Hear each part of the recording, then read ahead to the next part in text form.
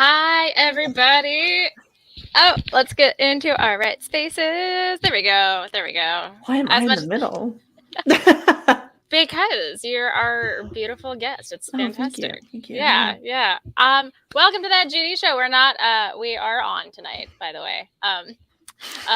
Clearly Dave is not here. He will be back next week. And I'm so excited to be joined by my friend Heathen Queen and our producer Ethan. It's nice to see you on this side of the Hi. Thanks for having me. Yeah. And as always, it's a pleasure working with you and Heathen Queen. Yes, likewise. A pleasure working with the both of you. Yeah. Hello. I'm super stoked. I am just going to run through the housekeeping. Like and subscribe. I don't know what it does, but it makes me feel better. So just do that. Might as well. It's the YouTube thing. If you love and support all the things that we're doing, all the things that Dave is doing, you could totally send a super chat like Greg Markowski did, 1999. Thank you so much. We are here. You are the best. Always are first. Usually the first. It's always so nice to see you, Greg. And you can also swing by Patreon. Dave has a Patreon. You get a bunch of cool behind-the-scenes stuff. It's really fantastic. I know that this week I do not have a trivia from Dave's book. I am so sorry.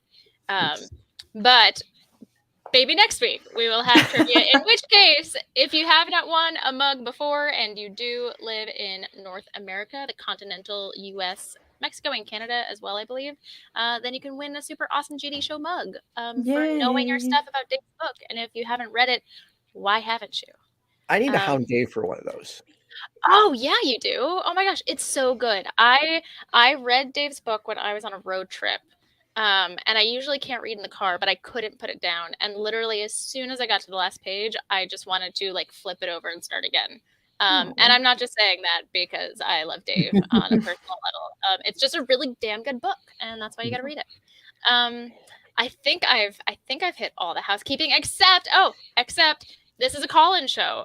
So if you would like to call and talk to any of us about anything, or if you have anything to contribute to our super awesome conversation tonight, then the number that you can call is 217-375-9933.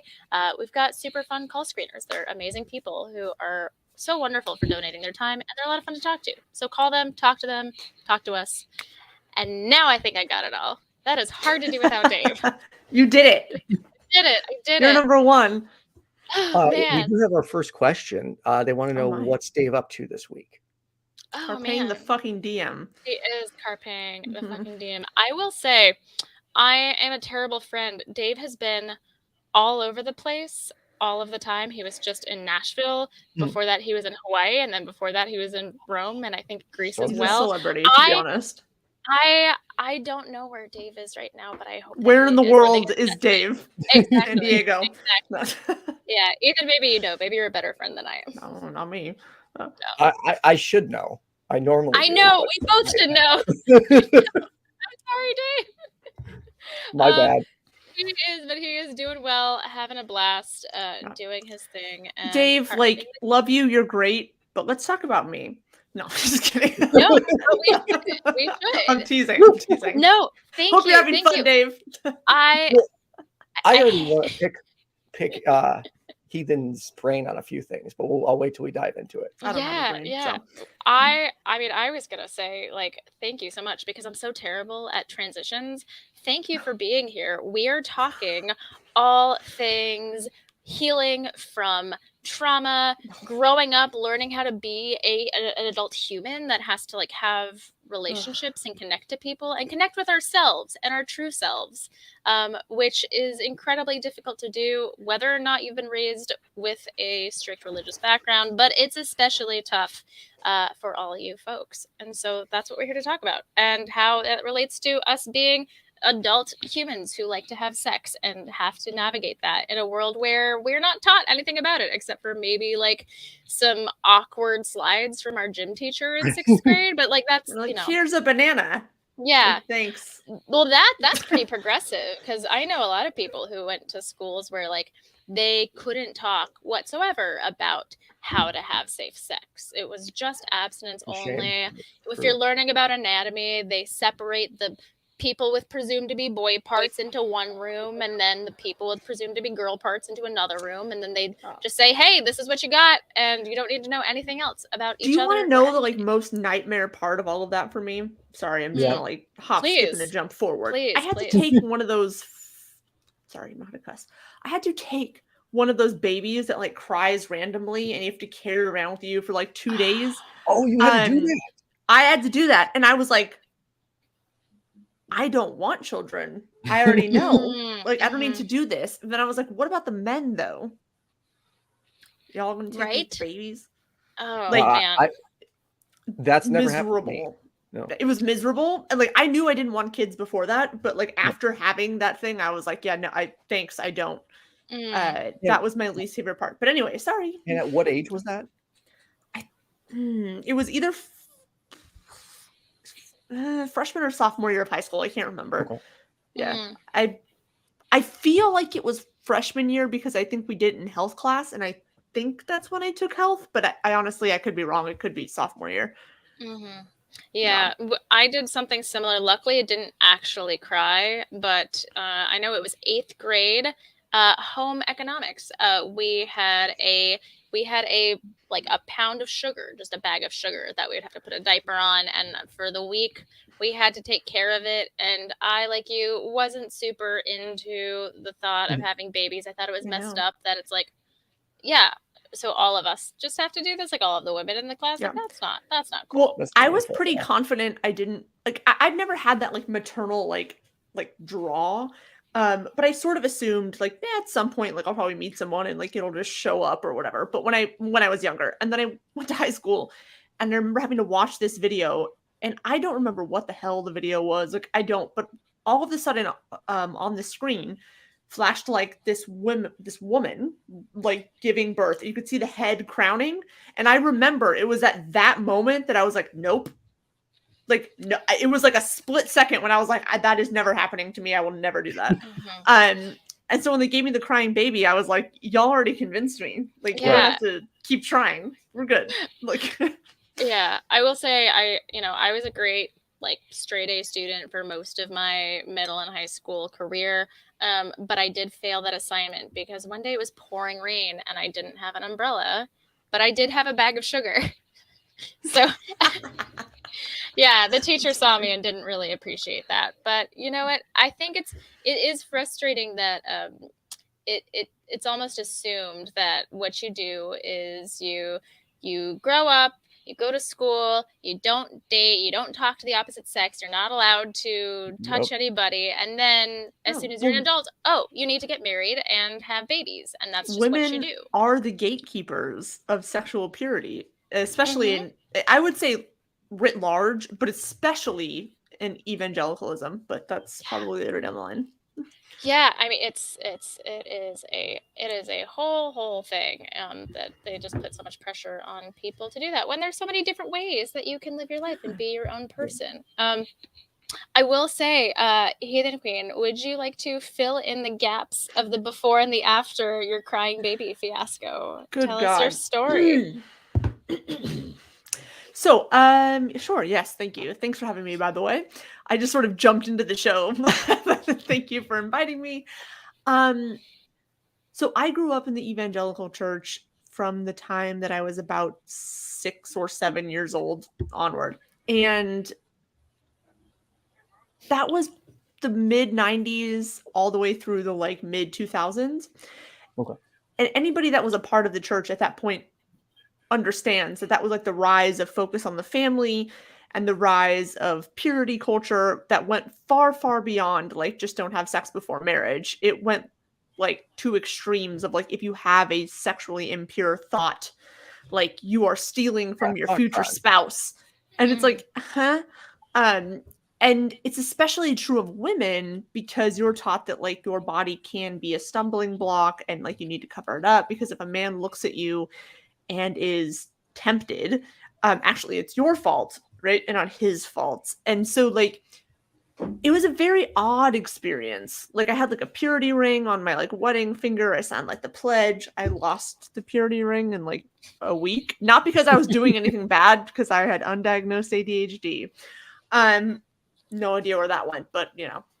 And so it was ingrained in me, to be honest, that my body was kind of inherently bad. Like in Christianity, on the whole, you're taught that the flesh is sinful and that this like body, you're constantly fighting against it. And I think it's even more so as a woman, because not only is your flesh bad and you're fighting against it, it's also that it can be a stumbling block, a point of sin for the men who you are taught are like, to be honest, above you. And so it's real weird. It's real weird. Sorry, how did you get past that? Orgies. No, I'm just kidding. So sorry, no. They help. Joking. I have not done that. Not that I judge anyone. It's just not how I did it.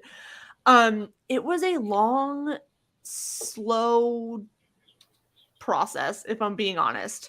Like I went through a period where I still kind of like believed all the Christian stuff, but I wasn't like actively engaged in it. I just felt guilty about everything I was doing, but I also kind of wanted to like live my life. And so there's just weird tension like all of the time. But actually it took, and I would say it's ongoing, but a large portion of it has occurred where like when I finally like really deconverted and was like, I don't believe this shit anymore. I don't think any of it's true. I had to re-examine like honestly and painfully and really uncomfortably all of my beliefs around why do I think this is bad?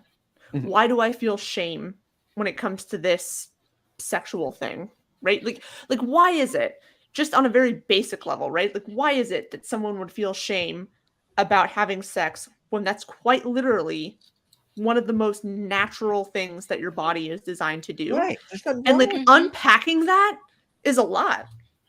Yeah, like it's a lot for anyone. And then when you get into this sort of more or less societally accepted sort of things, right? And that's going to be different for everyone. It could be that you're a swinger. It could be that you're poly. It could be that you're into BDSM. It could be like any of these things, right?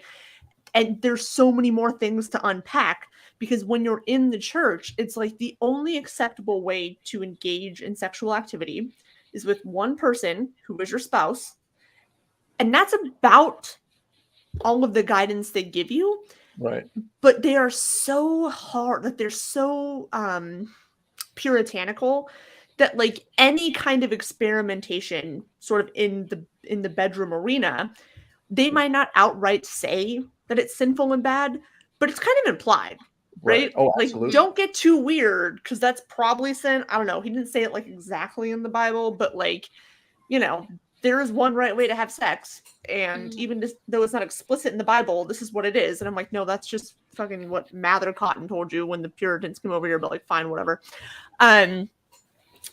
So you have to sort of continually unpack like why you assign certain moral value judgments to certain acts, because almost every act, just generally in our life, has the potential to be completely neutral, right? Like, yeah, anyway. So how did you view sex then versus how you view it now? Good Lord. Like when I was a Christian? Yeah. So if I'm being really painfully honest, like y'all just bear with me. as a woman in the evangelical church, considering the idea of having sex, I didn't consider myself very much, if I'm being honest. Like, it was something that was going to happen. Apparently, if I like did all the things right, as in like waited for the right person and stayed pure, it would be something like I guess I'd enjoy. Like it wasn't going to be miserable, right? But like no one teaches you anything about like first of all your own body, second of all anybody else's body, and third of all like whether or not anybody wants to say this out loud, in the Christian church or in the evangelical church, the point of sex, right, is to please your husband and to have kids. Right. That's it. Mm-hmm. And like theoretically, the wife also enjoys it. But nobody actually gives a shit about that. And that's why you see all of these things coming out that's like you can't say no to your husband, or like, you know, you this is like a duty to your husband. And that's because they see your body as something that is something that serves a purpose for somebody else. Right. Your husband or bearing a child.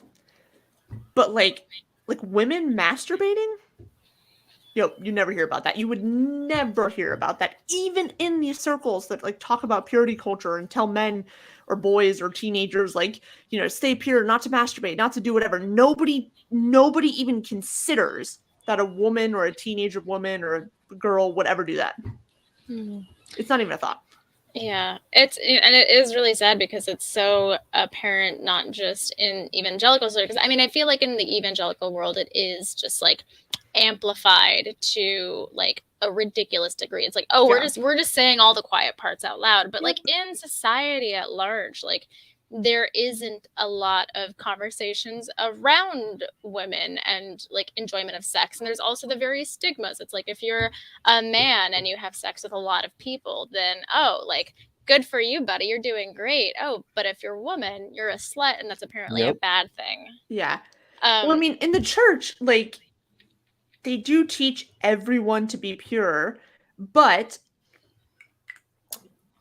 when they think about men sort of sinning, right? When they think about like this man goes out and he has sex with somebody else, it's like, yeah, you shouldn't have done that. When a woman does that, they see them as ruined in some way. And even if they apply the same language to men and women, like, oh, you're stealing from your future spouse, there is the underlying understanding, connotation, whatever you want to call it. There's the underlying belief that women are now worth less while men are worth exactly the same. Right. That's sad, really. Yeah. And I mean, that's interesting because that was literally the case, essentially, when it was common practice to essentially sell your daughter into marriage, you know, if she was exactly, it's so crazy. But it is interesting how even though we've largely gotten away from that point where there's like a literal dowry and there's like a literal transaction happening, in a woman's life like this, it still does tend to be very transactional, unfortunately, in a lot of relationships. And I wonder how much of that is because of, you know, the ways that purity culture just infiltrates like Western society at large, and how much of that is also just the fact that people still aren't really comfortable talking about it, and especially not with children as they are starting to be curious about all of this stuff. And so where do we learn it from? It's oftentimes unrealistic porn or really crappy rom-coms that glorify really toxic behavior. God, yeah. I mean, this is something I've been talking about a lot recently, not necessarily in relation directly to sex, but in relation to like men approaching women in public when women just want to be left the fuck alone. And like also they just feel wildly uncomfortable when a random man is approaching them. But like we have this societal idea that there's something like super romantic about a man thinking you're attractive and then like beelining over to you to tell you, and it's propaganda, right? But like it's something that's built into our society where like this seems to be like the thing, when in reality like women are kind of freaked out, like please don't do that, like I just want to live. But like it's what's fed to us, to be fair. It's what's fed to Right. men, it's what's fed to women. Like, I will not argue that point. And I think the same thing also happens in the sexual arena. Yeah, you are not wrong. It's you know, I mean, I'm thinking back to, you know, when I was a teenager in high school and was just, you know, coming to an age where I'm exploring all of this stuff. And one of the hardest realizations was thinking back to how in middle school, like, you know, I was very much bullied. I was not super popular. You I know, was never. yeah, it was Suck it, losers. You know? Yeah. I was an absolute outcast. I had a really, really tough time. But then, of course, you know, when you go to high school and, like, say you hit puberty and suddenly don't look so weird, it's really difficult when, you know, you genuinely think, oh, people like me. These guys want to be my friend now. And oftentimes it's just not really the case. It is a transactional relationship where, you know, the fact that the friend zone is something that even exists in our language is just kind of repulsive in the sense that it puts us on a different level of respect. Yeah, it's that women aren't worth being friends with unless you think you can get something from them. And if they put you in the friend zone, somehow, like, you are being punished because you're not being granted the access to their body that you think you're entitled to. Yeah, So. It's very, very tough. Ethan, tell us about. Sorry, Ethan. Yeah. Oh, you're fine, man. I just I'm enjoying steamrolled listening to you. conversation. No, Ethan. Thank you so much for sharing. It's really hard to come to all of these realizations and completely flip your worldview and have to unpack all of these things and rediscover yourself. It is, especially like when you deal with so much shame. Like, to give you an example, one of the first episodes I did of the Pickup Line with Hannah, we had Dr. Ray on, and I literally couldn't even say the word masturbate on camera. It took me like 15 seconds to be able to say it because I was so like embarrassed and skittish about talking about sex. There's so much shame. Yeah, there is, and you just feel guilty and gross, especially like as you explore more, you get even more like those thoughts. Like, so to give you an example, my girlfriend and I are semi-open. We're swingers. So at first, like, I had more rules where I was like, yeah, we can't do this, we can't do that, can't do that, can't do that, because I was just paranoid. And then eventually I was like, dude, screw these rules, man. Like, I think the best thing I heard is when someone said sex is like playtime, but for adults. And like that's how all my friends refer to it as, is we're playing together. And I've gone from being like so sexually repressed, so ashamed of it, to now being very progressive and having fun. And like, I never imagined that I would learn that you can have sex with your friends and develop a more intimate relationship with them and still be just friends. Yeah, he doesn't have to end in like marriage, right? Yeah. Like, right, no, exactly. Like, you can literally just be friends who have fun every now and again. Right. Yeah. And like, there's nothing wrong with that, and there's nothing wrong with not wanting to do that. No, it's but not like, for everyone. But they're all on the same continuum of like, it's not wrong or right. It's what you and your partners are personally comfortable with. That's it. Well, Like, and there's so many people are judgmental. Like, I personally try to talk about it a little bit more to like normalize it, but one of my family members sent me a long text message about how disappointed they are in my family values. No, they're just super mad that you get laid more than them. Let's be honest. Sorry. If we're being upfront, that's what it is. So. It was funny. I called another, I want to say which family member, but I'm not going to, just because it's more comical. But I called another family member and she's like, oh, just ignore her. She's a fucking prude. I was like, okay, thanks. All right, thanks so much. Yeah. It does seem like a lot of the shaming that you see really is just a projection onto others. And like, whenever I talk about being in an open relationship, the incels on Twitter, man, holy crap, dude! Oh, you're a cuck, you're a beta. Your woman's never gonna be with you because you're not an alpha. Like, oh god.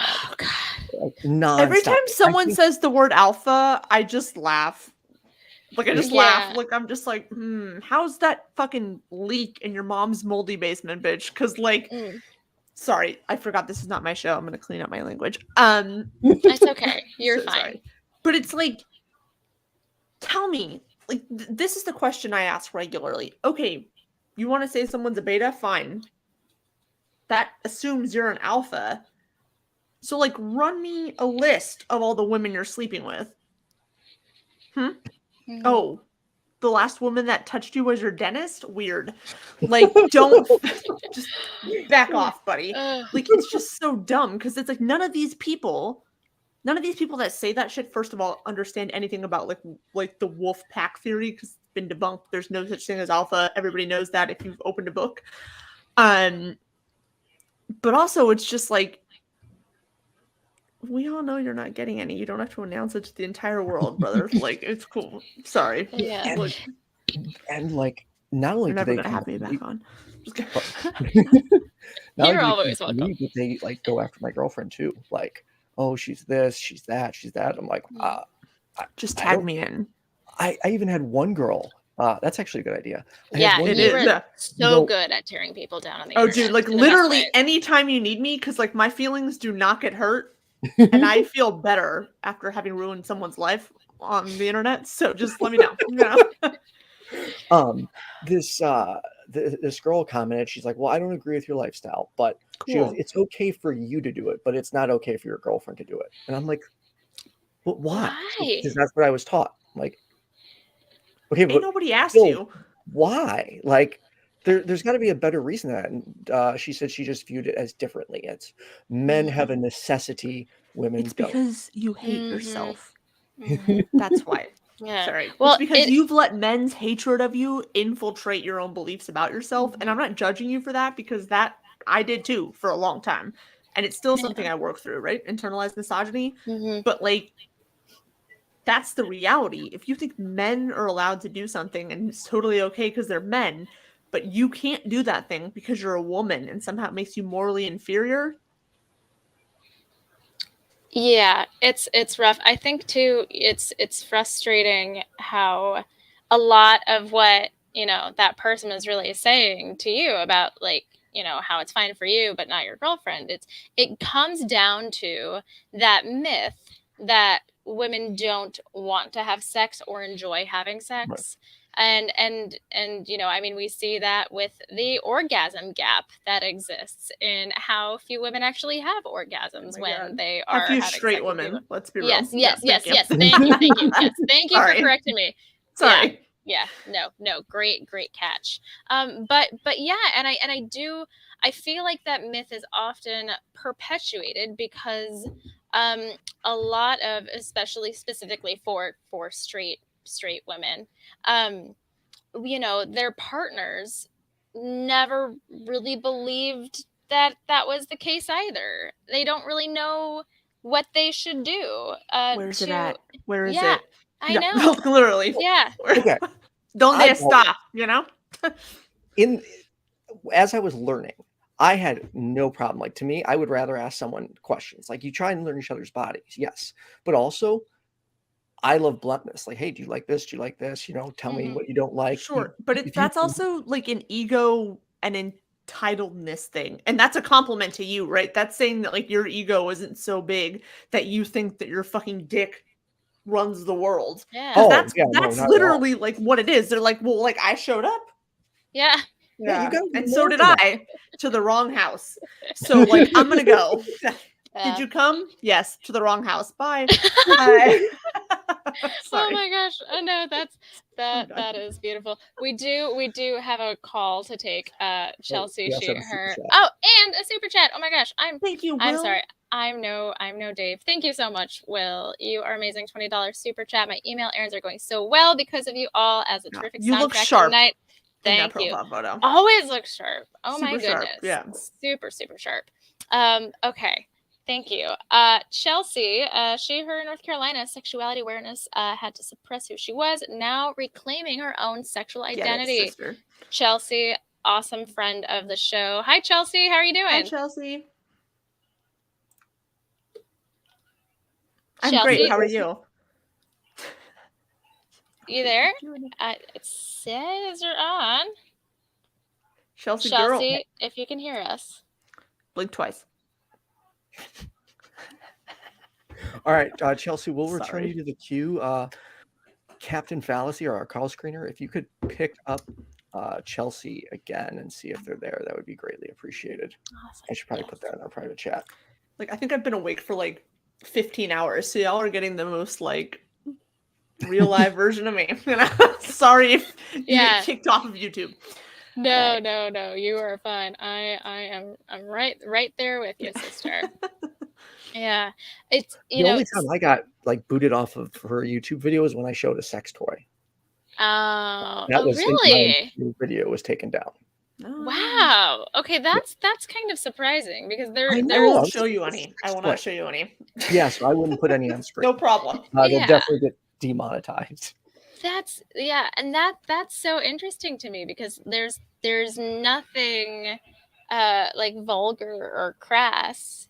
It looks like a hot dog, maybe. No, it's there's just plenty of things that is viewed as morally questionable at best, reprehensible at worst, and it's like, okay, but how did you get here? So, great.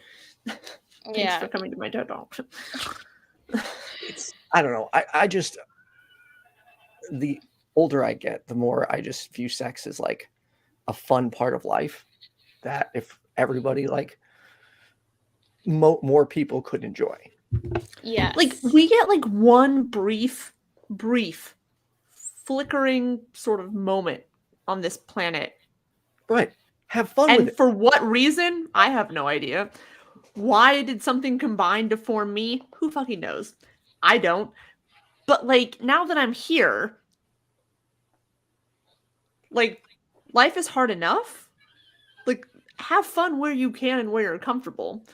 Especially when it comes to something that's like a normal human bodily evolutionary process. Like, why not?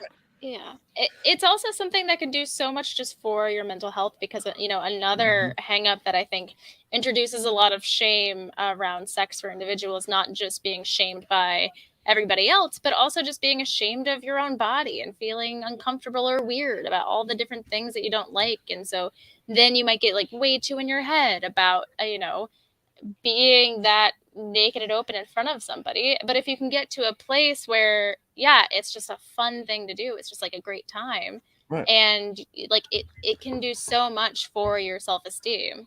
And sort of normalizing bodies being bodies. They're all different shapes and sizes and colors, and they make weird noises, and it's really fun to laugh about that when that happens. But also, like, can you imagine what this world would be like if more of us could connect on varying levels? I'm not saying we all have to have sex with everybody else, not at all.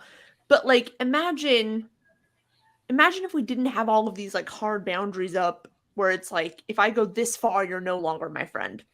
And then if I go that far, like, you're no longer X, right? Where it's like, what, like, not anymore, but I had a friend at one point who, like, we were just friends. Love him, still love him, just friends. And like, occasionally we just like watch a movie and cuddle. Cause like, why not, right? And it never went beyond that. It was never weird. It was never anything. But like, it was a thing that like everybody else would have been like, oh my God, like, so what are you guys doing? Like, what is, what is that? And it's like, it's quite literally nothing. It's human connection, and that's it. Like, that's it. And that's the other thing. You can have cuddle buddies too. Like, you can cuddle with your friends and it not be sexual. It can be purely platonic cuddling. Like, what if we just allowed ourselves to connect with other people and didn't have to make it like a whole thing? That's what I think. Like, I don't know. Maybe I'm weird. Yeah. No, I don't think not at all. Think, what you and I, so for the audience watching, wait, everyone knows your situation, right? Heathen, I mean, we can talk about it. It's just fine. No. Okay. So Heathen is poly and I'm a swinger. So I'm going to try and best articulate the difference between the two. Heathen, interrupt me if I'm off. Essentially, swinging is the act of sex and friendship and just going to parties and going on dates with other couples and all hanging out in an intimate setting. But there is no romanticness attached to it. Whereas poly, you have a romantic partner, and you can have multiple romantic partners. Whereas I know Jessica and I, we can't do that. Like, Not me. Who's Jessica? oh I'm no, also sorry, Jessica. no, Yeah, that's fine. Just to be clear, no offense, you're great, but so everybody understands that. No, my girlfriend Jessica, but now I totally lost my train of thought. Sorry. That's okay. Y'all are the only two romantically connected. Oh yes, there we go. Like, we won't Yeah. go on like dates with other people or have romantic relationships with other people. It's just strictly sex and friendship. Yeah. So it's like, first of all, to be clear, I don't ever recommend swinging for anyone that is not on stable ground with their partner. No, it will never fix your relationship. No, it will never fix your relationship to open it up. Don't. And in fact, all you're going to do is end up like in a fight and embarrassing yourself around a bunch of other people. Like, don't do it to fix your relationship. There has to be so much trust and so much communication. And there is you have to be beyond the normal level of trust and communication and openness. Oh yeah. To have any kind of additional whatever. But sorry, go ahead, Ethan. Yeah. It requires a great deal of trust and communication. You know, in the beginning, my first rule was I originally wouldn't let her be intimate with other guys. I was like, no, I won't be intimate with other girls. You can't be intimate with other guys. And then eventually I was like, but why is that even a rule? She's coming home with me. We're having fun together. Who gives a shit? It's just sex. Let's have fun. Now, so you can tell me if I'm wrong, but I'm curious. Yes. And this is honestly curiosity. When you finally sorted it out, did it end up being because it felt like competition in some way? Yes, absolutely. And I was scared that I would lose her. Right. Yep. Makes sense. But one of our rules of swinging is like, I'm going to open my door. Sorry. If we have sex with other people, we have to have sex with each other at the end of the night. We always finish with each other last. Oh, that's actually a very sweet rule. I think that's very cute. And I will say this: it's totally made like our sex life way better with each other. Ethan. Like, we already had a good sex life before, but like after we've been with other people, what is Dr. Darrell Ray called Coolidge effect? It's where after you've been with somebody else, you want your partner more. I'm pretty sure it's the Coolidge effect. Well, because it's like you have shown, in my opinion, like you have shown so much trust and vulnerability with the other person and allowing them to do this thing that brings them pleasure or joy or whatever in some way. And it's a gift in a lot of ways, right? And it's a gift that y'all give each other. Mm-hmm. And so like when you come back together, it feels like you've done this thing that's very vulnerable and both of you have honored each other in this way. Mm-hmm. And I feel like it's impossible for that not to make it better if you are starting on like a very stable, open, trusting framework. Right. It's not like I'm kind of bored of you, like I don't really like you that much, so like let's open it up because I don't really want to break up. Like no, that's not ever gonna work. No. Y'all are gonna self-immolate. But if you are just like, I think there might be more to this life than just like monogamy and the nuclear family. And like, I implicitly trust you and like my communication is open with you. That's a very different thing. Mm-hmm. So anyway. Yeah, no, I think that's one of the funny enough, a lot of just purely monogamous couples and people would benefit so greatly from getting resources from swinger and poly and non-monogamous communities, because that communication, that openness, and that trust is largely the problem that does happen in monogamous relationships anyway. Yep. So in my poly relationship, it is required way more vulnerability, way more openness, way more trust than any monogamous relationship I've ever been in. Oh, absolutely. Like, it's beyond. But ultimately, that's better, right? Because I'm not worried that someone's hiding something, right? Or there's no like. There are still people who do poly and cheat, or use. Oh, sure. Yes, I'm saying me personally, I don't. Okay. But like, if you're going to do it in this sort of ethical way, I think that's the important part. If you're going to, you can do any relationship type unethically. Mm-hmm. If you're if you're an unethical person, you're going to be unethical regardless of whether or not you're in a monogamous relationship, in a polyamorous relationship, an open relationship. Like, cheaters go and cheat, right?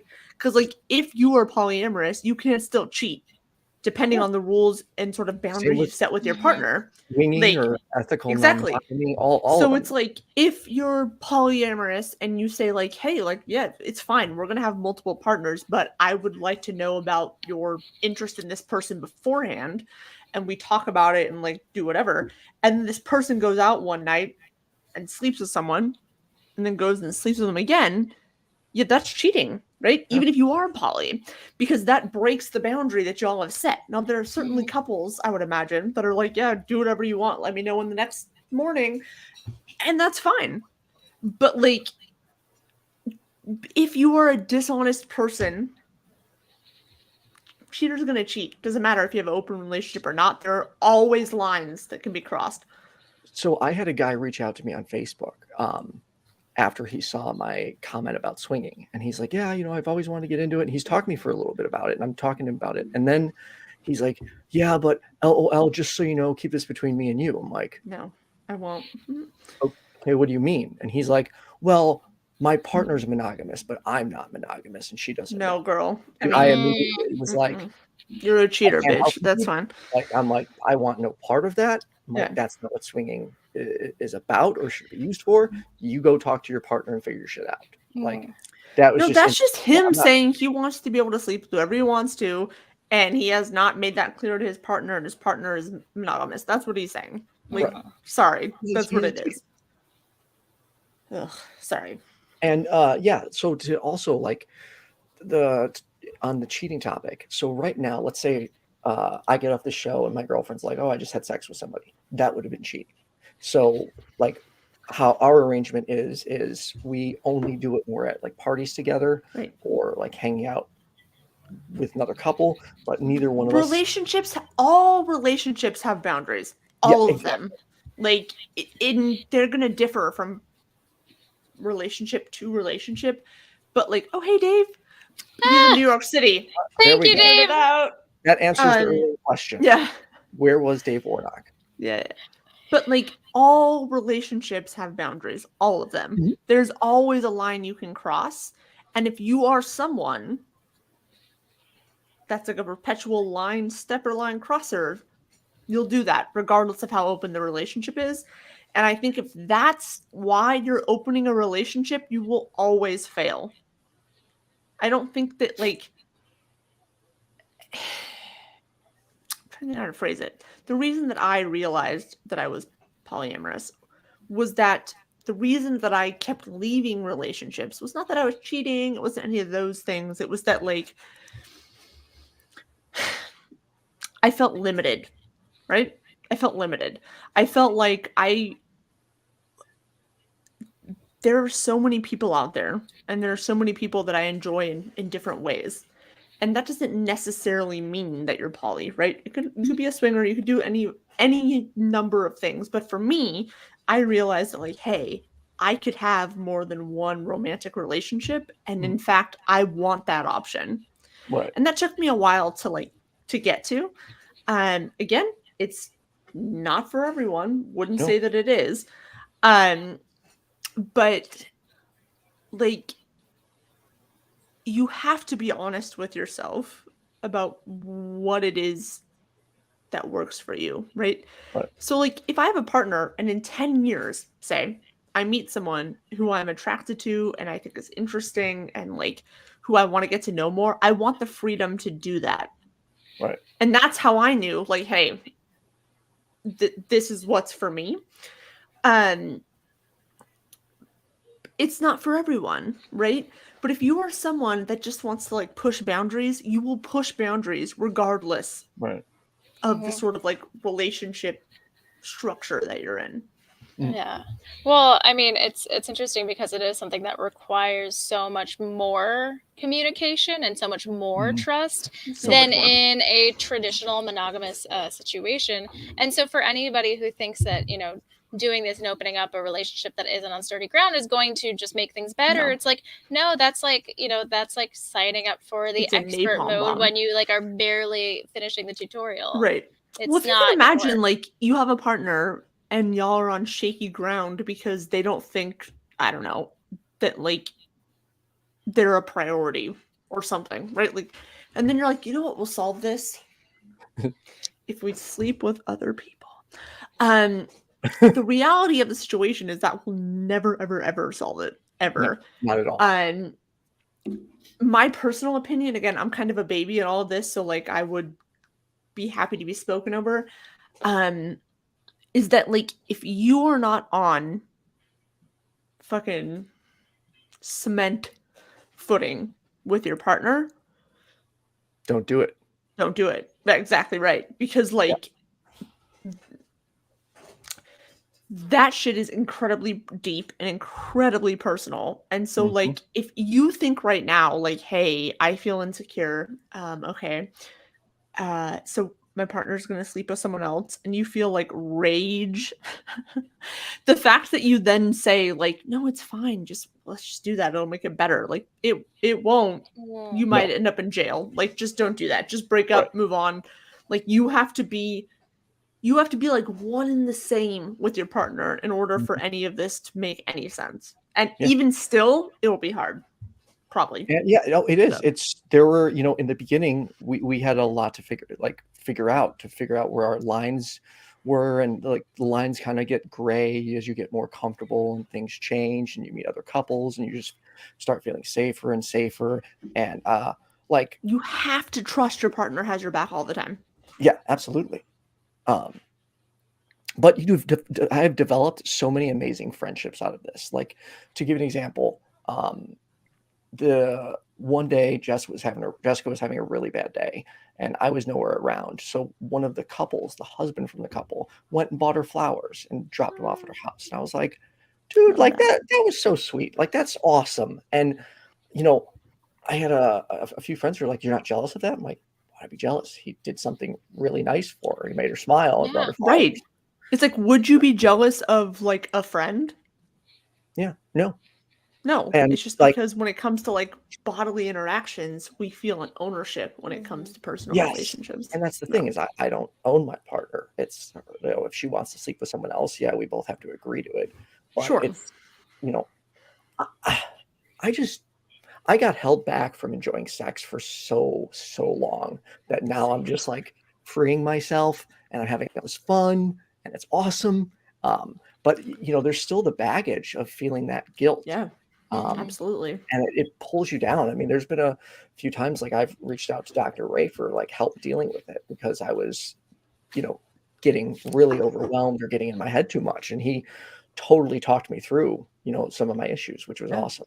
He's a great guy. I mean, to be fair, like there have been times when my partner is out with someone, and I have been very unhappy. And that's not because of them. That's because of me and this sort of like learned sort of behaviors or patterns or whatever. And so like, to be fully honest, I have like worksheets that I go through when I'm feeling jealous. Like, why am I feeling this way? Right. Like, and that's one question. There's like 20, but like jealousy is an emotion. And again, I'm not saying this is for everyone. It's not. I will never say that. But if you find yourself like I did, being like, I want all of these opportunities. I need to be able to have this freedom. Then you also have to be able to allow that freedom. Like that's the flip side, right? So like, and there's tons of resources out there, right? And like, again, not for everyone, but like, some of these things will walk you through, like, you know, why is it that you're feeling jealous? Because most of jealousy is rooted in comparison. So like, what are we comparing, right? Like, what if, for instance, that person is better in bed than you? relatively speaking. That was always What if? my biggest fear in the beginning is, oh my God, what if a man does a better job than I do? Now I'm just Sure. like, I'm going to try my hardest. Yeah. I'm going to make sure she's good, but also like. But the reality is, ongoing sex. you have a value that is unique to you, right? That's something I'm still learning. I have a value that is unique to me. So like, it doesn't matter if my partner meets someone who has all the same personality traits and like has all the same interests. We have unique individual values, and so like experiences with person A and person B are going to be unique. They cannot be replicated because we're individual people. And so like this jealousy that pops up is because we are largely taught on a societal level that there's this hierarchy, that if I am number one, you are number two, right? When in reality, it could be like, we're just having different experiences. We're just having different, equally valuable experiences. And I've chosen to sort of set up shop with this person. That sounds very like practical, but like, you know what I mean, right? Like, and so I think like for a lot of people, we're taught that the only value that we have is relative to sort of like outscoring somebody else. It's just not true. Yeah. And I think not just that, but like when you think about emotions like jealousy, it is that comparison, it is that insecurity, and a lot of it is also just that possessiveness, like going back to that like capitalist origin of exactly. Yeah. And I think that's I think one of the big reasons why healthy monogamous couples could really benefit from at least understanding what goes into these relationships, because there is a lot that you can learn, especially because when you are growing into your own, discovering your sexuality, becoming a person, like recovering from the various traumas or brainwashing that brought you to where you are today, it can be difficult to examine your feelings and your emotions and answer, is this something that I genuinely feel because this is my true and honest conviction, or have I just been led to think this way? And if I really unpack it, I don't really think that this is the case. I mean, let me be completely frank.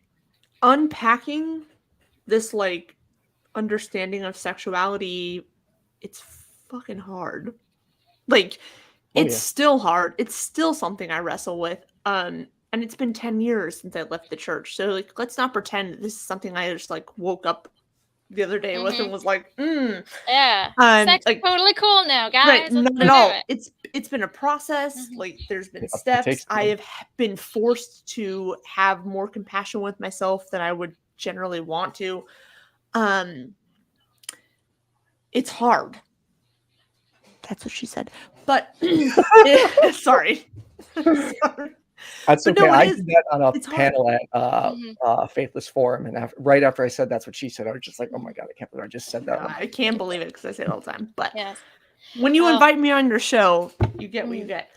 That's okay. I think I make one of those jokes at least once a day. I do see in the chat that Chelsea is back in the queue and ready. So can I say one thing before I lose my train of thought?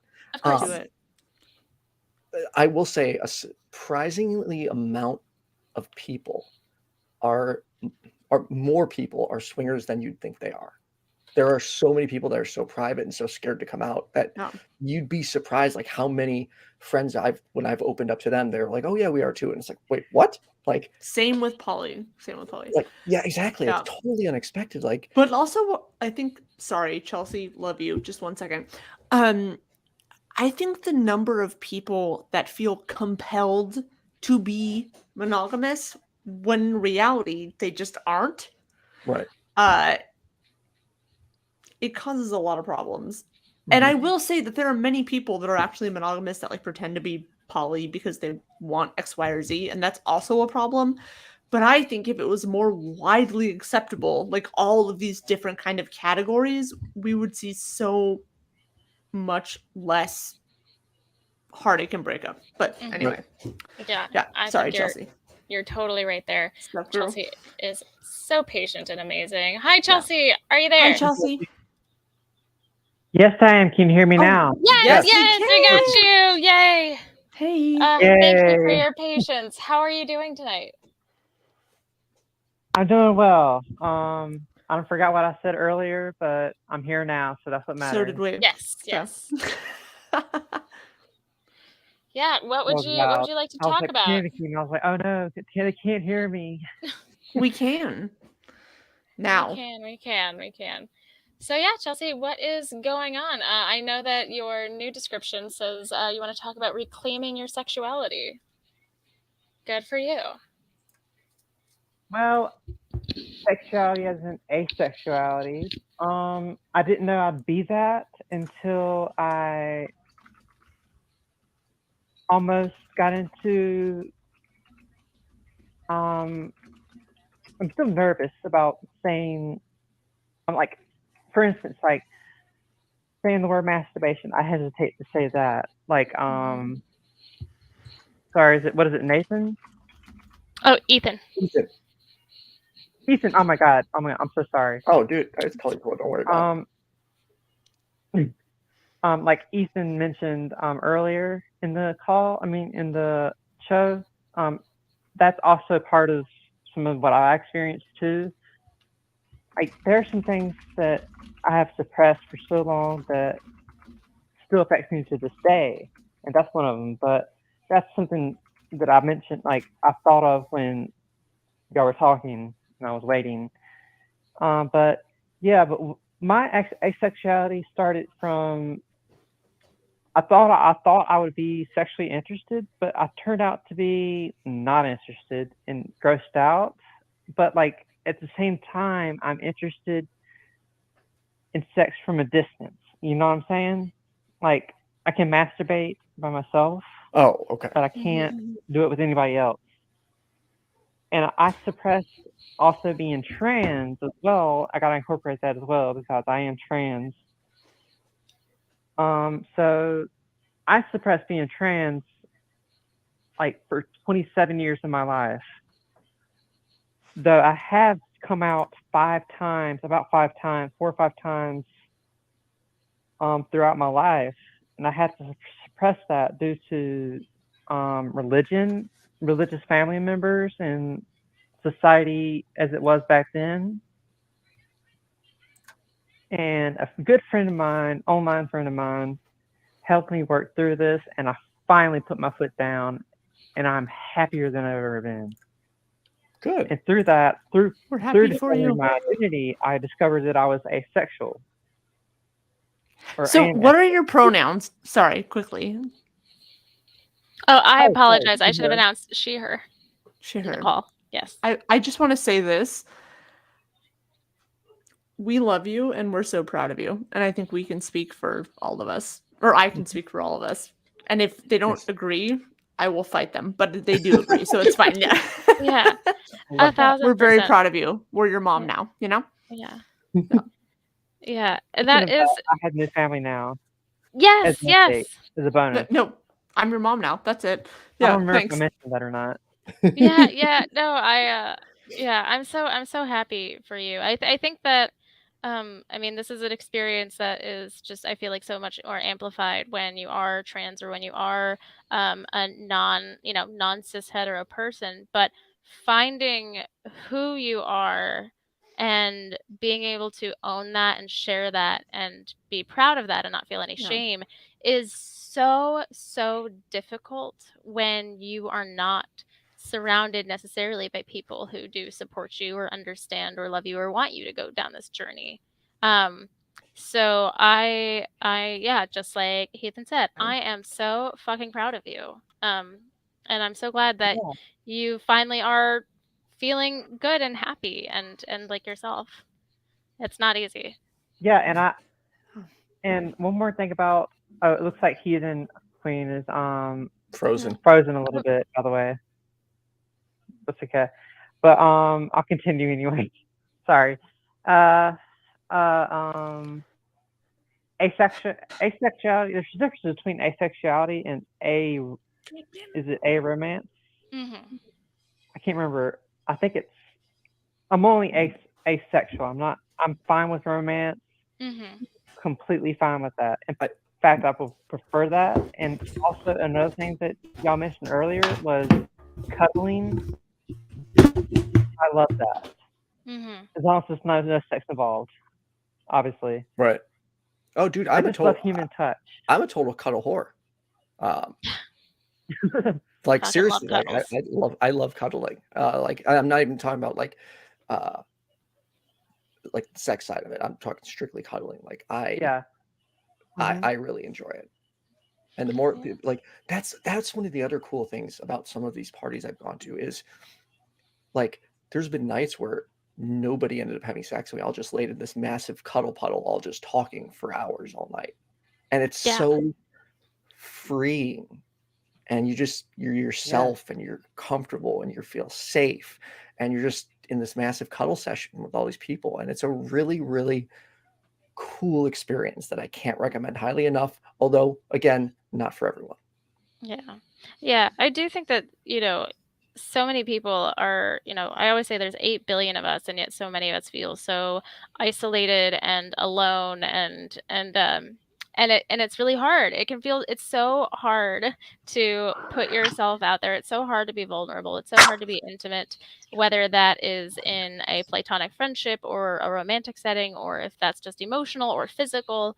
And I think that everybody would benefit if we could just normalize being vulnerable and open and honest and empathetic and loving with everybody in our lives that we would care to be that with. Yeah, I think that it's really important to normalize hugging your friends, telling them you love them, cuddling, all of that jazz. Everybody needs cuddles. If you're into that. Remember the first time I went to it was a friend's party. It wasn't a sex party or anything like that.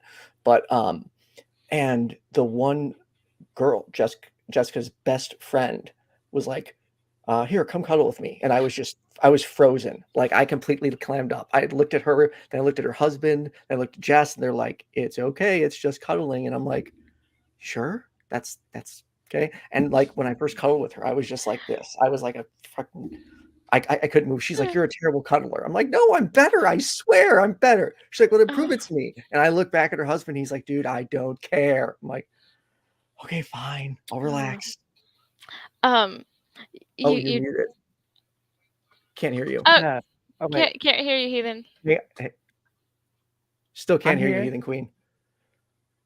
Yeah. Oh, wait. Looks like other Jessica's. Yeah. I was gonna say really quickly while you figure that out. You did just remind me. Oh, there we go. Yeah. Sorry, I am a boomer.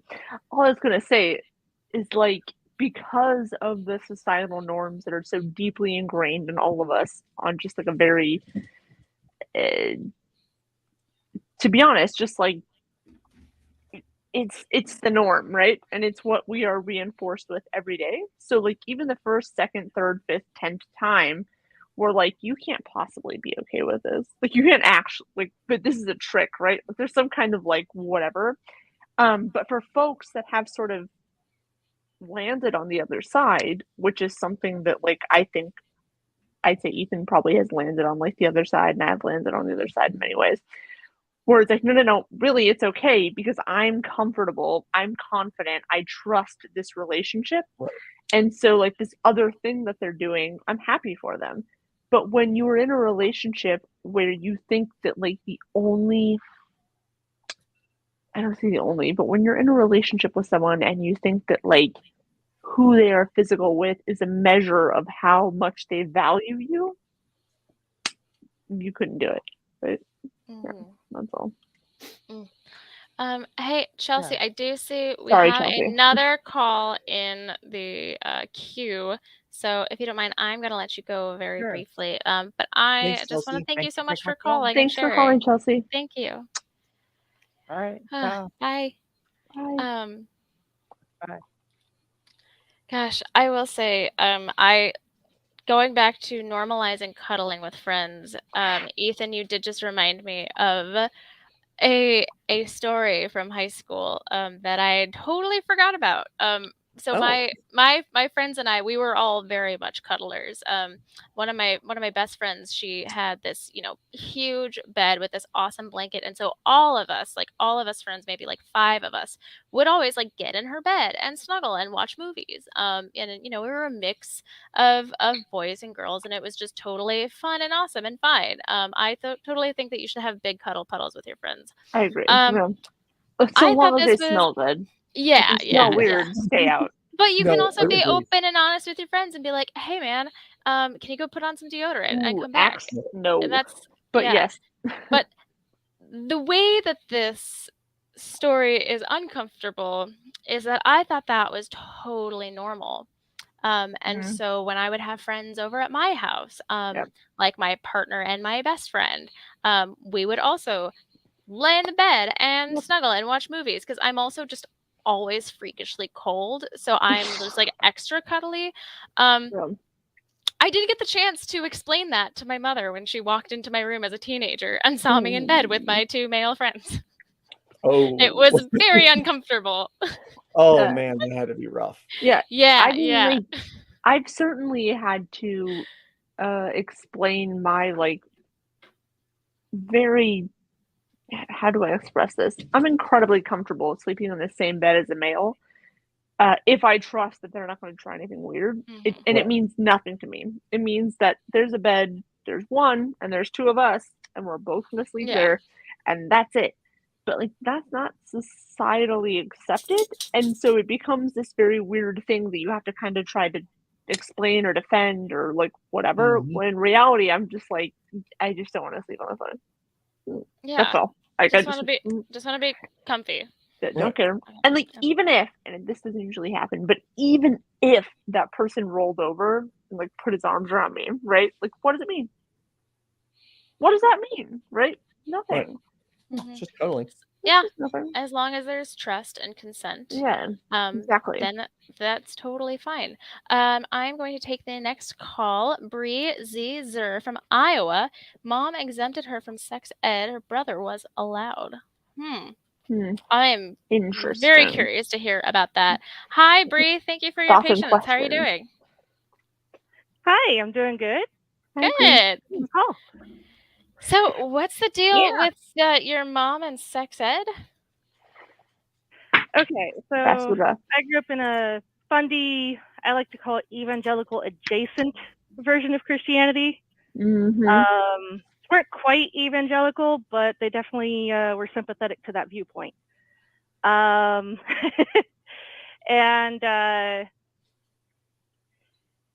so there was a little bit of that purity culture. This was in the late 90s. That was kind of starting to trickle in, I guess. Okay. I heard all the usual, no sex till marriage and stuff like that. But beyond that, my parents never said a damn word to me about sex or even really dating. Of course. It was just kind of something that other people out there in the world do, and that's kind of about it. I don't know if there was any purity talks or whatever in our youth group, because I always skipped youth group because I hated it. Relatable content. Yeah. But yeah, Mom exempted me from sex ed when I was in, I think it was 6th grade.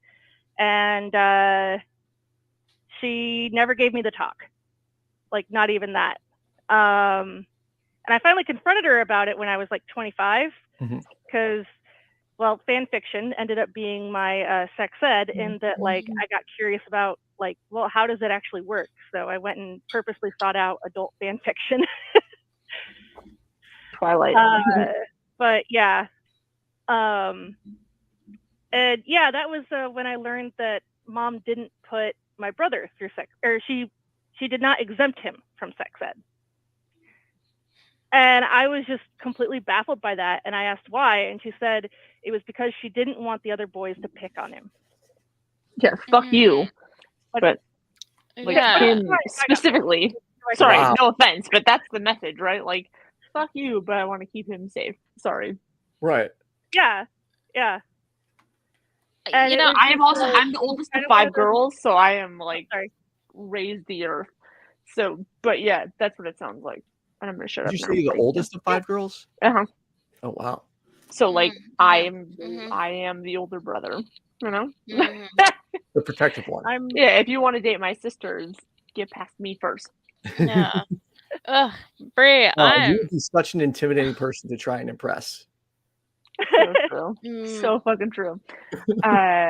Especially now, sorry, I don't want to distract from this call, but especially now that I've developed like an online persona, it's a lot. But anyway, let's move on from that. Sorry. Yeah. No, Please. Brie, I'm blown away that your mom was fine with your brother going through sex, and so he wouldn't get picked on. I'm wondering, like, I mean, I am no stranger to, 6th grade bullies, but like I have to wonder what the rationale was. And also, I mean, how did that feel for you? Did you guys have a conversation about that? Did she, consider that maybe she did you a disservice? Well, I was trying to explain to her that she was incredibly lucky that I wasn't actually interested in guys, and that I could have very easily ended up pregnant or with an STI. Right. And she just it just went straight over her head. And she was just like, oh, well, I know you could handle the bullying. And it was just like, wow. Now, women, I'm sorry, and I think you will agree with this. Women are sort of assigned adulthood from the time they're very young. Yes. And men are sort of, I don't know, gifted, whatever you want to call it. They're like given this, allowed this naivete or whatever. So this much more grace. innocence, this whatever, for many, many years forward, right? So like whatever happens from the time that I'm me or a woman is 11 on, and that is being generous, is the woman's fault. When you look at the man, they're not really assigned any actual, I'd argue they're not really assigned any actual blame ever, but especially up until like mid-20s, early 30s, like there's a level of some kind of accountability that kind of sometimes comes in. Overall, no, men are protected. It's called what was it we talked about the other night? Empathy, where we are taught to empathize with men and give them the benefit out all the time. And I feel like that plays in here. So sorry, I stole the show, but I just think that we are conditioned to give men the benefit of the doubt. Yeah. Yeah, and there's also, I think, when it comes to sex as well, there is agency assigned to women and a lack of agency assigned to men. And that at least, like, there's this idea that, like, oh, men can't help it. And whereas it's always the woman's fault if, like, the man is tempted. Stumbling blocks. That kind of thing. Yeah, and that I think is such a big issue because that really does do a disservice to young boys and to men. Basically you're told, oh, you're an animal and you need to be essentially, you need to keep yourself in a cage so you don't, get locked out. And of course, it's if you do get out, it's not actually your fault. It's probably just like a woman dressed a way that she shouldn't have. So it's really I've never understood that mentality. Yeah.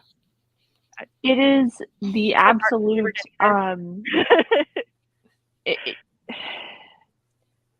it's absolving men of consequences because of the role that the sort of hierarchy, patriarchy, whatever plays in the understanding of the social order. Do you remember the Brock case? Brock Turner? Oh, yes, I live in Oakland. That's like 20 minutes from me. And the dad said, he shouldn't be punished for a few minutes of fun. Like, I will meet this man in a well-lit galleria, and I will fist fight him because, like, dead ass. It doesn't have to be dark. It doesn't have to be an alley. Like, I will fight you in public because what you just stole from this woman, or what he just stole from this woman, and what you are trivializing is her ability to be vulnerable or intimate with anybody for the rest of her life. She will never feel safe again. And you think, not you, caller, you, Brock's dad, think that this is worth him being able to live a normal life after stealing that from her? He shouldn't be allowed to. Yeah. I do, I'm really glad that you did bring this up, though, because I think that this is something that's so important to discuss as well, because, sexual assault is rampant. I think I know more people, myself included, who have been assaulted than who haven't. And that's also something that has just become very much normalized. And I think a lot of it, is because of those gray areas where for some reason boys aren't taught that if a girl is stumbling and slurring her words and throwing up in the lawn, you probably shouldn't have sex with her. Shouldn't have to be said, but that's No, it shouldn't. But that's where we are. Right. I think it kind of goes back to this idea that men can't help themselves and that it's somehow always the woman's fault. Yeah.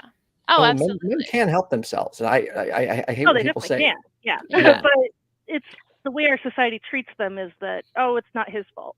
Yeah. Yeah, and I feel like it's this weird two-edged sword, because like when someone is like, yeah, well, you know how men are, I'm like, fuck you, fuck your fucking show. But also at the same time, it fantilizes men. Like men are people fully formed, and they have the ability to be moral agents and to decide like what is right according to them and what is wrong and what is valuable and what is not. And yes, society conditions and trains them in a certain way. I understand that. But when we say things like, boys will be boys, what we're saying is, we're just going to allow them to behave however they want at the expense of everybody else. Because they simply can't also control themselves. Behavior too. Exactly. Yes, absolutely. That behavior is fine. It's so sad to me as well, just because that is telling young boys, we're not going to hold you to a higher standard because we don't think you can reach that.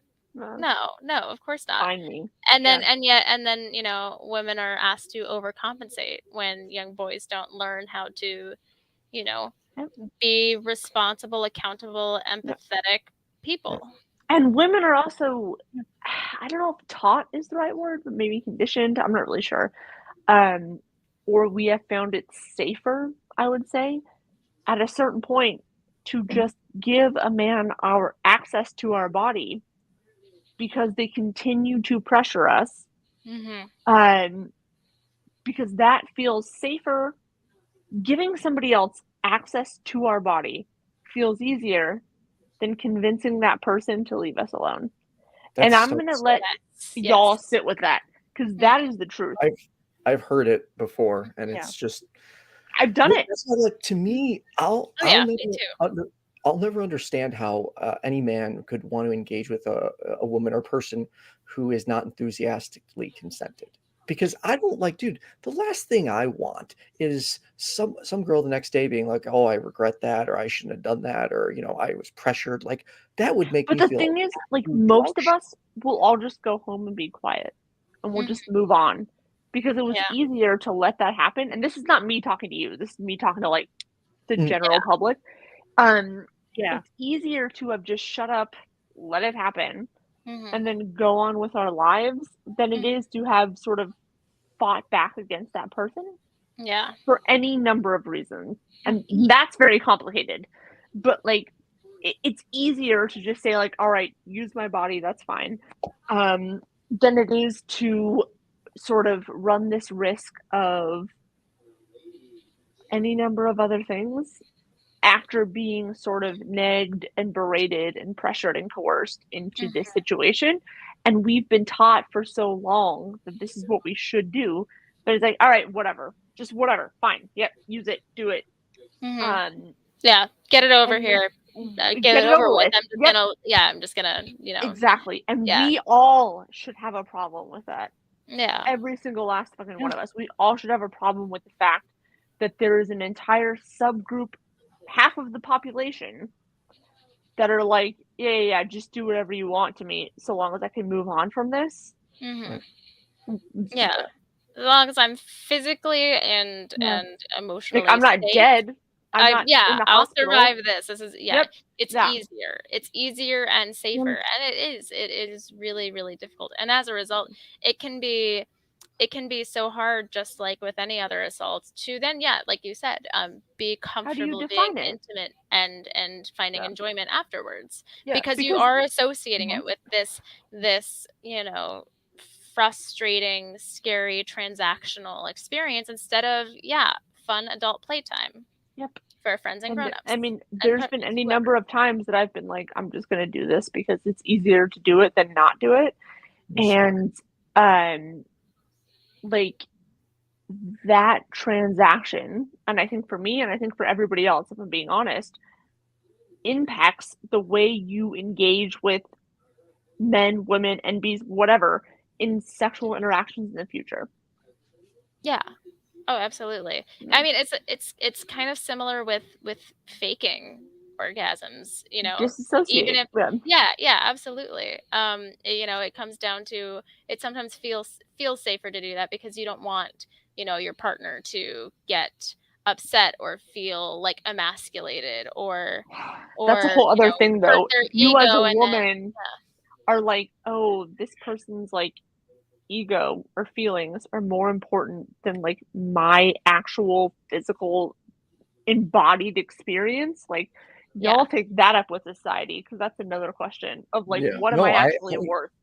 That's why, like, we should be able to openly communicate our likes and dislikes during sex, and like, if I did something wrong, tell me so I can correct it next time. If I'm, it's not even wrong. It's just like, let's figure out a way in which we match up, right? Like, exactly. Yeah, well, what that involves is recognizing that there is an entire other human being there who has their own wants and needs, and that you actually care that they're having a good time. And unfortunately, that is a lot to ask of some people. Yes. Sorry. Yeah. Sorry, I have like railroaded this conversation. I'm so sorry. Do not apologize. You're here to hang out. Yeah, that's what you're here for. Awesome. Well, hey, we are just running pretty low on time right now. So, Bree, I am going to let you go. Any parting thoughts? Sorry, Bree. I took this conversation over. Love you. That's all right. It's just, it was very interesting for me trying to actually put a handle on my sexuality, because I mean, like Chelsea, it turns out I'm asexual. So for a while there, I actually was like, well, what's wrong with me that I don't seem to actually want to have sex? That's totally normal. Yeah. So I'm so glad that you've come to a place where you are feeling comfortable with your sexuality, and that I hope that regardless, you did fill in the gaps that your mother unfortunately left you with by exempting you from sex ed, but not your brother. That's frustrating. I think I'm somewhat informed on the issue anyway. I hope you honor yourself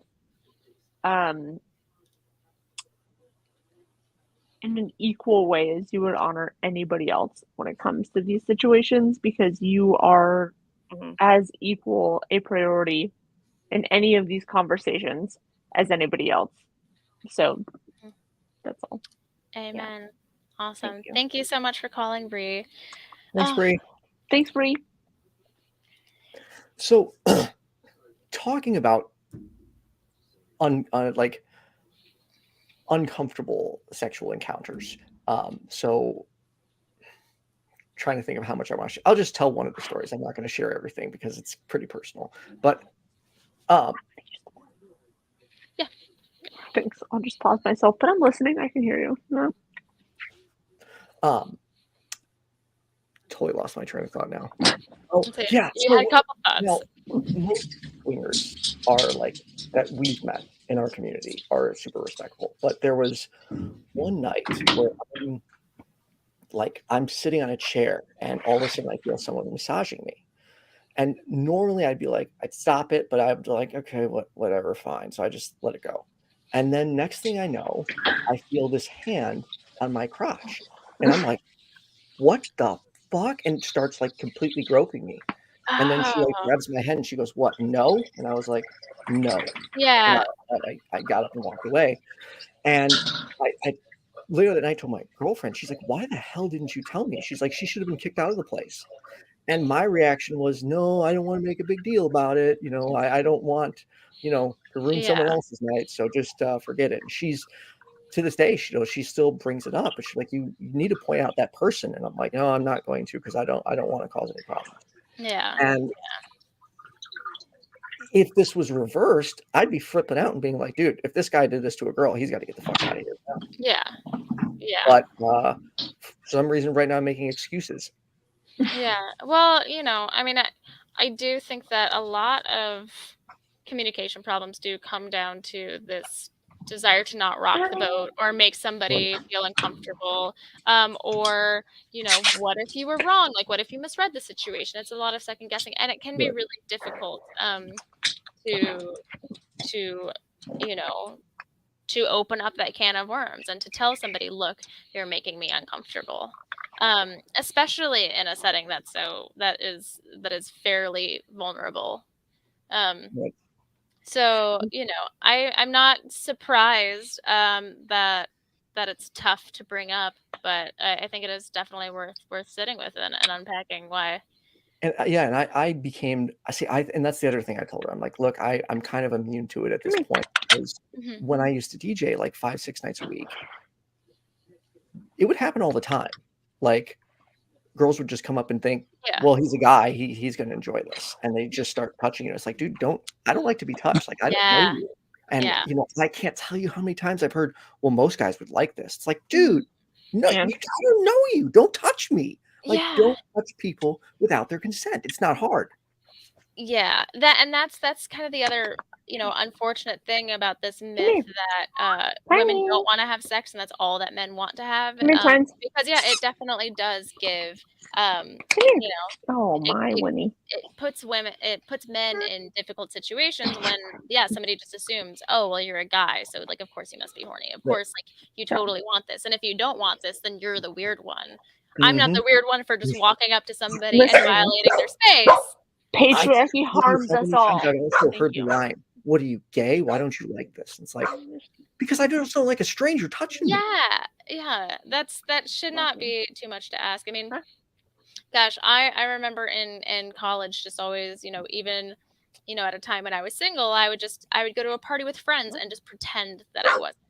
Because, you know, and that's the other thing too, is that like when people are coming on to you, you know, my experience as a woman is like they will continue to pester you if they, you know, unless there is a male there that they respect, that they can be like, oh no, that she already belongs to that guy. You know, and that's like that shouldn't have to be the case. Yeah, that is a doozy. Super happy fun times. Yes, but yeah, I think that at the end of the day, sex is awesome and fun. If y'all should do it as much as possible. Totally normal. If you're not into it, but if you are, I do think that, you know, if you are going to be having it, then you need to be comfortable talking about it. To be fair, it is weird for a while. I still feel weird talking about it. Yeah. So, like, if at the outset you're like, I'm stumbling over my words, like, yeah, that's normal. Yeah. Just keep doing it. Just keep doing it because it's a normal human function. Yes. It is good practice. Any last thoughts? Any pluggables you'd like to plug? Ethan, where can people find you guys? What are you up to? Ethan, get after it.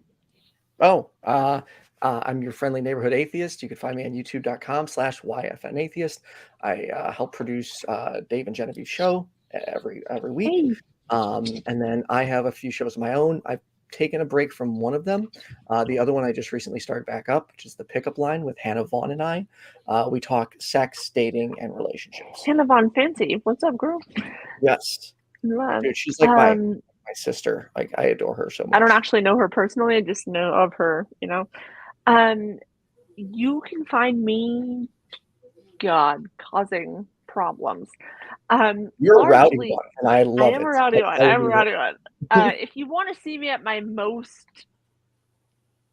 problematic, you can find me on Twitter at Queen of the Heathens. It's Queen of Heathens, and the O and of is a 0. I'm on TikTok, where my largest audience is, Queen of the Heathens. I am on YouTube, where I'm smart, under Heathen Queen. I feel like I have distinct personalities, you know? You never know what you're gonna get. And I'm also on Instagram, where I'm just, like, doing random stuff. So, like, a Tangelo in the chat? No. I was gonna say, don't even acknowledge Tangelo, him. wait. Oh, gosh. Sorry. Yeah, sorry. I wish that we saved all of our uncomfy words like penis and vulva and masturbation till the end, so I'll just do that. Hey, Tangelo, Dick, That's our shit. stay 500 feet away from any elementary school. Ooh, Yeah. ouch. Yeah. Well, hey guys, that's our show. Tune in next week for our Halloween episode. Spooky. And have a lovely time. We'll see you later. Except for you, Tangelo. Bye.